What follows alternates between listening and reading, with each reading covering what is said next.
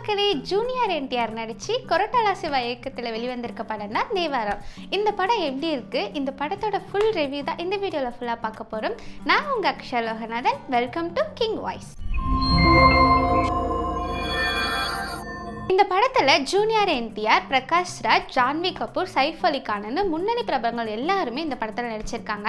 ராஜமௌலியோட மாபெரும் வெற்றி தந்த RRR படத்துக்கு அப்புறம் ஜூனியர் என்டிஆர் நடிச்சிருக்க படம் தான் தேவாரம்.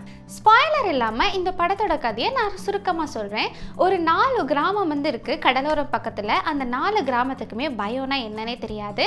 இந்த 4 கிராமத்துலேயும் 4 கிராமத்துக்கு ஒரு தலைவன் இருக்காங்க. அதில் ஒரு தலைவர் தான் நம்ம ஜூனியர் என்டிஆர். ஸோ இந்த 4 கிராமமே ஒரு அரசியல்வாதி சொல்கிற மாதிரி அவங்க சொல்கிற வேலை எல்லாமே செஞ்சுட்டே இருக்காங்க. அவங்க என்ன வேலை செய்கிறாங்க அப்படின்னு தெரியாமையே அந்த வேலையை செஞ்சுட்டு இருக்காங்க. ஒரு ஸ்டேஜுக்கு மேலே அவங்களுக்கு நம்ம கடத்தல் தொழில் பண்ணுறோம் அப்படின்ற மாதிரி ஜூனியர் என்டிஆருக்கு தோணுது. அவர் சொல்கிறாரு, இந்த வேலையை நான் மட்டும் இல்லை யாருமே செய்யக்கூடாது அப்படின்ற மாதிரி சொல்கிறாரு. சொன்னதுக்கப்புறம் அந்த ஊர்க்காரங்க எல்லாருமே அந்த வேலையை செய்கிறது நிறுத்திட்டாங்க. இன்னொரு ஊரோட தலைவராக தான் நம்ம ஜூனியர் என்டிஆரோட ஃப்ரெண்டு இருக்கார். ஸோ அவருக்குமே இந்த வேலை வந்து பிடிக்கல. ஸோ என்ன பண்ணுறாங்கன்னா யாருமே அந்த வேலையை வந்து செய்யலை. கடைசியில் என்ன பண்ணுறாங்கன்னா, இந்த மாதிரி ஜூனியர் என்டிஆர் இப்படி சொன்னதும் இவரை எப்படியாவது தீர்த்து கட்டணும் அப்படின்னு சொல்லிட்டு ஒரு பிளான் போடுறாங்க. இந்த பிளான் வந்து ஜூனியர் என்டிஆருக்கு தெரிஞ்சிருது. அவர் ஊரை விட்டு ஓடிடுறாரு.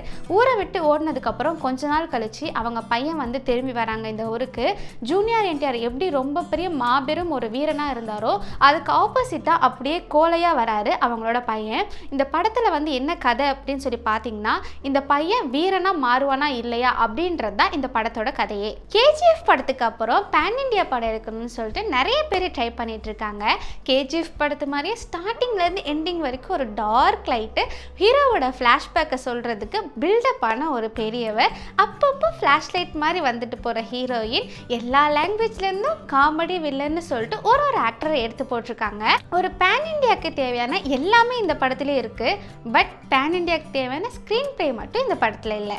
ஏன்னா ஸ்க்ரீன் பிளே வந்து ரொம்ப போரிங்காக இருக்குது, ரொம்ப லேக் இருக்குது இந்த படத்தில் பில்டப் இருக்கலாங்க. ஆனால் பில்டப்பே படமாக இருக்கக்கூடாது. இந்த படத்துக்கு சிவா தேவாரான்னு பேர் வச்சதுக்கு பதில் பில்டப்னு பேர் வச்சிருக்கலாம். ஆக்சுவலி அதுதான் ரொம்ப கரெக்டாக இருக்கும். ஏன் நான் அப்படி சொல்கிறேன்னா, நம்ம ஹீரோ இந்த படத்தில் சுறாமீனியை சுள்ளெரும்பு மாதிரி தூக்கி சுற்றிருக்காரு. அது மட்டும் இல்லாமல் ஒரு பெரிய மலை மேலே இருந்து சூட்கேஸை தள்ளி விடுற மாதிரி கண்டெய்னரை தள்ளி விட்டுருக்காரு. இந்த மாதிரி பெரிய பெரிய ஹீரோயிஸ்தை மட்டும் நம்பி இறங்கின நம்ம சிவா கதையில் கோட்டை விட்டுருக்காரு. இதை விட சுவாரஸ்யமான விஷயம் என்னன்னு பார்த்தீங்கன்னா, நம்ம ஜூனியர் என்டிஆரோட என்ட்ரி தான்.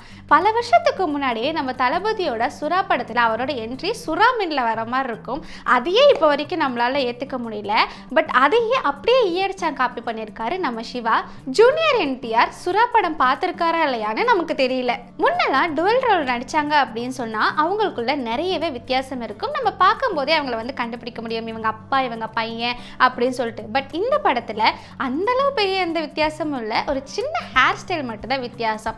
பட் படம் நல்லா இருக்கோ இல்லையோ, ஜூனியர் என்டிஆர் எனக்கு கொடுத்த நடிப்பை நான் பர்ஃபெக்டாக பண்ணுவேன்னு சொல்லிட்டு அவர் ரொம்ப பர்ஃபெக்டாக நடிச்சிருக்காரு.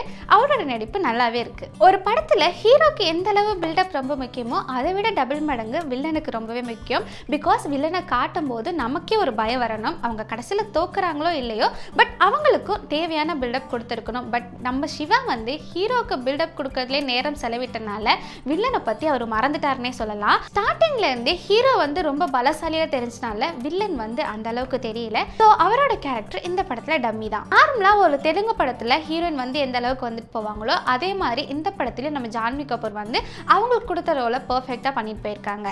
KGF படத்தில் ஃப்ளாஷ்பேக் சொல்கிறதுக்கு ஒரு தாத்தா ஒருத்தர் வருவார். அதே மாதிரியே இந்த படத்தில் ஜூனியர் என்டிஆரோட ஃப்ளாஷ்பேக் சொல்கிறதுக்கு தான் நம்ம பிரகாஷ் ராஜ் வராரு. இந்த படத்தில் அவருக்கு இதை தவிர வேறு எந்த வேலையும் இல்லை. அது மட்டும் இல்லாமல் கலையரசன், சைன்டாம் டாக்கோ இவங்க எல்லாத்துக்கும் மொக்க கேரக்டர்ஸ் கொடுத்து இந்த படத்தில் அவங்கள ரொம்பவே வீணடிச்சிருக்காங்க. என்னதான் சோஷியல் மீடியாஸில் அனிருத்தோட பாட்டு ரிலீஸ் ஆனதுக்கப்புறம் ட்ரோல் பண்ணுறது வந்து வழக்கம் தான். பட் என்னதான் அவங்க ட்ரோல் பண்ணாலும் இப்போ இருக்க படத்தை தூக்கி நிறுத்துறதே நம்ம அனிருத்தோட மியூசிக் தான். அதே மாதிரி இந்த படத்துலையும் அனிருத்தோட மியூசிக் தான் இந்த படத்தில் ரொம்பவே தூக்கி நிறுத்திருக்கு, மாசாவும் இருக்குது. ஃபர்ஸ்ட் ஹாஃப் தான் மொக்கையாக போயிடுச்சு. செகண்ட் ஹாஃப் வந்து பார்க்கலாம் அப்படின்னு சொல்லி பார்த்தா செகண்ட் ஹாஃபில் நம்ம ஜூனியர் என்டிஆரோட ஆக்டிங் எல்லாமே நம்ம சிலம்பாட்டம் சிம்புவை தான் ஞாபகப்படுத்துது. அதே வாடகை, அதே டைலர், பட் ஹீரோ மட்டும்தான் வேறு. மொத்தத்தில் இந்த படத்தை பற்றி ஒரே வார்த்தையில் சொல்லணும் அப்படின்னு சொல்லணும்னா ஹீரோயிசம் பில்டப்பையும் சினிமா டெக்னாலஜியை நம்பி வெளிவந்த படம் தான் இந்த தேவாரா. என்னதான் இந்த படத்தை பற்றி நம்ம ரிவ்யூ கொடுத்தாலும் தெலுங்குல இந்த படத்தை தூக்கி வச்சு தான் கொண்டாடிட்டு இருக்காங்க. நம்ம தமிழ்நாட்டுக்காரங்களுக்கு தான் இந்த படம் பிடிக்கல போல. நம்ம ரிவ்யூ பார்த்துட்டு நீங்கள் தேவாரா படம் பார்க்கணும்னு நினச்சின்னா கண்டிப்பாக போய் பாருங்கள். பார்த்துட்டு வந்து இந்த படம் எப்படி இருக்குன்னு சொல்லிட்டு மறக்காமல் கமெண்ட் பாக்ஸில் கமெண்ட் பண்ணிடுங்க. இதே மாதிரி நான் உங்களை அடுத்த வீடியோவில் சந்திக்கிறேன். Tata, bye bye.